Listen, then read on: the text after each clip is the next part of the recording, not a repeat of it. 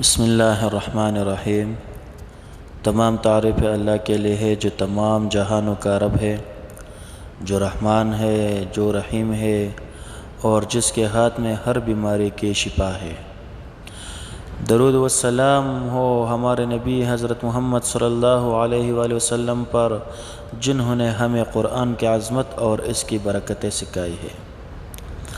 آج ہم بات کریں گے قرآن مجید کے سب سے عظیم سورتوں میں سے ایک کی، یعنی سورۃ فاتحہ کے فوائد اور اس کی شفا کے بارے میں۔ سورۃ فاتحہ قرآن مجید کی سب سے پہلی سورت ہے اور اسے ام القرآن بھی کہا جاتا ہے۔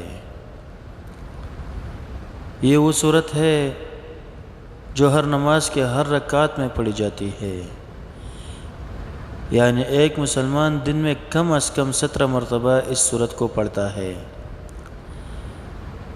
یہی اس کی عظمت کی سب سے بڑی دلیل ہے۔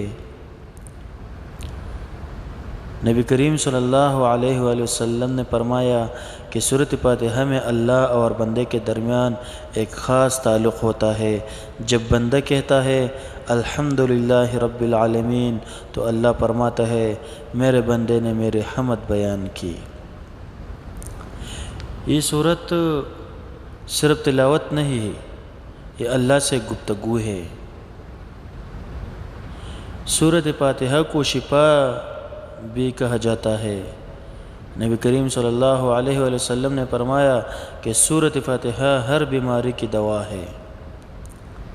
صحابہ کرام رضی اللہ تعالیٰ عنہم نے اسے دم کے طور پر استعمال کیا اور اللہ کے حکم سے بیمار لوگ شفا پاتے تھے۔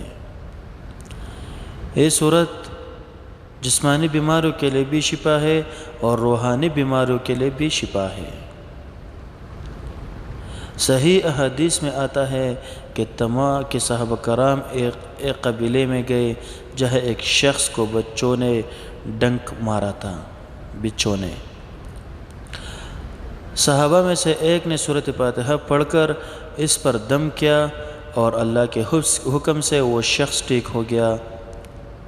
بعد میں نبی کریم صلی اللہ علیہ وسلم نے فرمایا تمہیں کیسے پتہ چلا کہ یہ دم ہے؟ یعنی سورۃ فاتحہ واقعی شفا ہے۔ آج بھی اگر دل پریشان ہو، اگر ذہن بے سکون ہو، اگر روح تکی ہوئی ہو تو سورۃ فاتحہ پڑھیں۔ یہ دل کو سکون دیتی ہے، دل کی تنگی کو ختم کرتی ہے اور انسان کو اللہ کے قریب لے جاتی ہے۔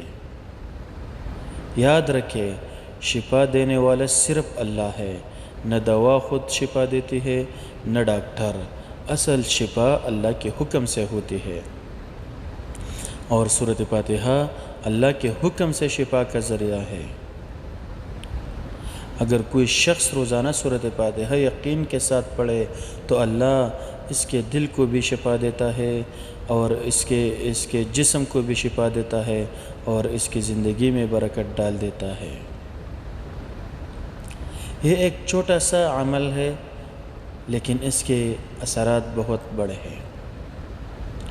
اے اللہ ہمیں سورۃ فاتحہ کے برکت نصیب فرما، اسے ہمارے لیے شفا بنا دے، ہمارے دلوں، جسموں اور زندگیوں کو ٹھیک فرما دے اور ہمیں قرآن کے نور سے منور کر دے۔ آمین یا رب العالمین۔ جزاک اللہ خیر والسلام۔